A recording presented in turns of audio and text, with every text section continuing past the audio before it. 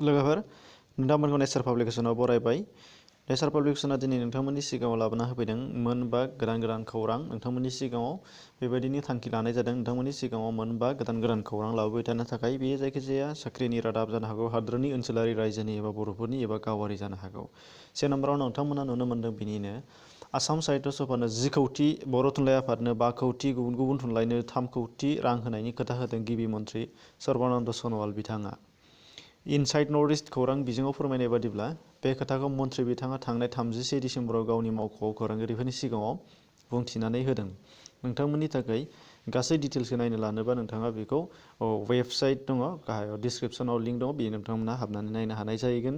बे जाहैबाय जोबोद मोजां खौरां गुबुनफोरनि थाखाय जेखि जाया बर' थुनलाइनि थाखाय बेयो जोबोद गोग्गाथाव जागोन। 5 कौटि राङा बर' थुनलाइ बा बर' साहित्य सभानि थाखाय बेयो थोजासे होननानै आं सानो। अब्ला लोगोफोर नेक्स्टआव थांनो नोंथांमोननि थाखाय साख्रिनि रादाब नाम्बार 2आव दङ साख्रिनि रादाब। भारतनि साख्रि गासै डिटेल्सखौ नोंथांमोना बाहाय नायनानै लाब्लानो जाबाय। बे जाहैबाय नोंथांमोना नुनो मोन्दों रिक्रुटमेन्ट फर SBI जुनियर एस'सिएट्सनि थाखाय 2020आव। बेनिफ्राय कास्टमार सापर्ट दङ, सेल्स दङ, टटेल गासै 8,000 पस्ट दङ। 8,000आव आसामनि थाखाय बबेयाव मा बेसेबां सोरनि केटेगरि वाइज नोंथांमोना नायना लाब्लानो जाबाय।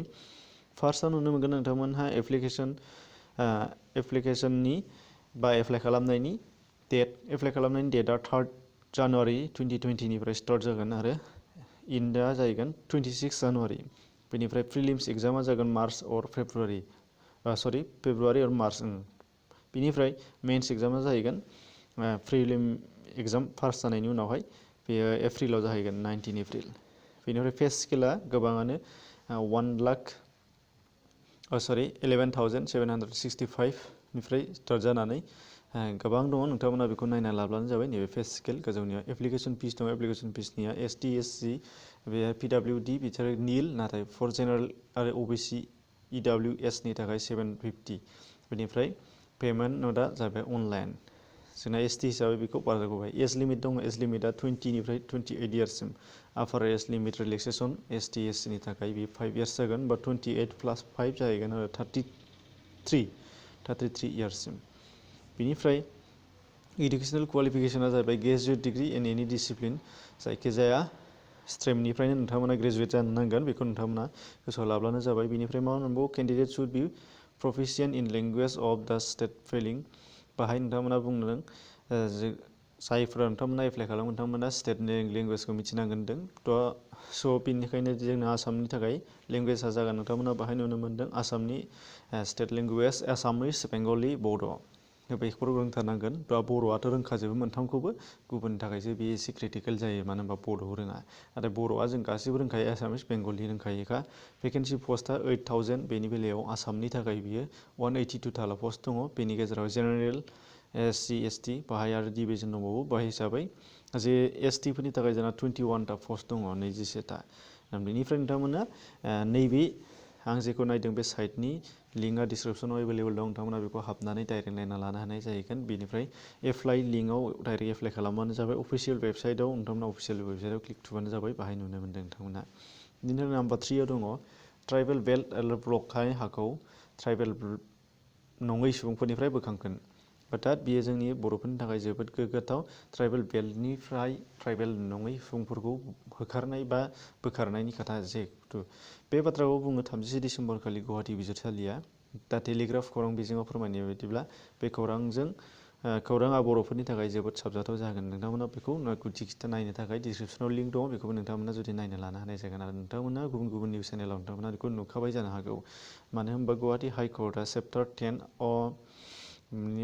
चेप्टार 10नि बादियै गावसोरनि नैबाहाय दङ नोंथांमोना नुदों Guwahati high court has ordered eviction of non-tribals and other persons non-eligible to hold possession of land in the tribal belt and blocks protected under Chapter 10 of Assam Land and Revenue Regulation Act 1886 नि बादियै।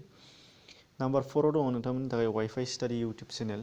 बेयो मा नोंथांमोना बेखौ details नायनानै ला। जुदि नोंथांमोनहा साख्रिनि इन्टारभिउ होगोनब्ला नोंथांमोना बेखौ नायनायनि गोनांथि दंथारो। मानो होनबा बेनिफ्राय आरो साफिसियेन्ट नोंथांमोना निउस चेनेल मोननाय नङा, स्टाडि चेनेल मोननाय नङा। नोंथांमोना जुदि कचिं लायाखैबा बेयावनो लाइभ कचिं नोंथांमोना मोननो हानाय जागोन। बेयो मोनसे जोबोर मोजां स्टाडि चेनेल। जेराव मोनफ्रोमबो एग्जामनि सिलेबास बेस क्लास लायो आरो गुबुन गुबुन साबजेक्टफोरनि फोरोंगिरिफोरा बाहाय फैयो। बेखौ नोंथांमोना बाहाय नुनो मोनदों। नोंथांमोना साबस्क्राइब खालामोबा साबस्क्राइब खालामनानै ला। बेयाव मोनगोन नोंथांमोना live class, time to time class, ओमफ्राय दैलि कारेन्ट एफेयार्स, दैलि ओमफ्राय डिफारेन्स टिचार्सनि थाखाय गुबुन गुबुन फोरोंगिरि गुबुन गुबुननि। साबस्क्राइब खालामाखैबा खालामना लाब्लानो जाबाय। बेजों लोगोसे बेल' नङा, नोंथांमोना बेनि थाखाय बे वाइफाइ स्टाडिया PDF फाइलनि थाखाय नोंथांमोननि थाखाय एप्लिकेसनबो दङ, अर्थात एपबो दङ। बे एपखौबो नोंथांमोना डाउनलड खालामना लादो। मोनफ्रोमबो भिडिअनि सायाव बिथांमोनहा PDF फाइल हगारो, डाउनलड खालामनानै नोंथांमोना गोसोबायदि नट खालामना लानो हानाय जागोन। बेयावहाय गासैखौबो नोंथांमोना नुनो मोननाय जागोन। आरो बेनि अनगायैबो बेयाव मा मा थायो, बेंकनि, रेलवेनि, SSC, टेक्न'लजि, नन टेक्न'लजि गासैबोनि जबनि बाहाय गासैबो नट्स मोनगोन।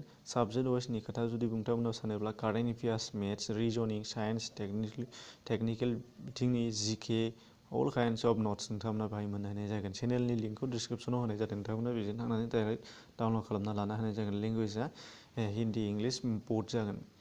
नाम्बार 5, दैजिं फेस्टिभेलनि मोसागिरि बिथांमोननि देरहासारनाय। सोलिफुनाय समाव चिरां जिल्लानि दैजिंनि फोरबो, बे फोरबोआव मोसागिरि बिथांमोनहा देरहासार जादों। फार्स्टआव नुनो मोन्दों दैजिंनि बिथाङा सेनियर सेक्सननि थाखाय लक्ष्मी ब्रह्म। लक्ष्मी ब्रह्म बिथाङा बङाइगावनिमोन। बिथांखौ नोंथांमोना नुनो मोन्दों। बिथाङा दैजिं फेस्टिभेलाव मोसानाय बादायलायनायाव बिथांमोना उइनार जानो हादों। बिथाङा दैजिं डेन्स 19 and 20नि थाखाय। बेयाव नोंथांमोना नुनो मोन्दों लक्ष्मी ब्रह्म।